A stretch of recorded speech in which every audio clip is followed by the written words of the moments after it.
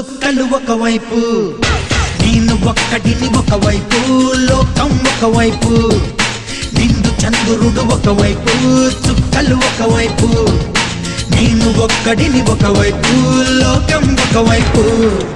నలుగురికి నచ్చినది నాకసలే ఇక నచ్చదురో కరులెవరు నడవనిది ఆ రూట్లోనే నడిచదరో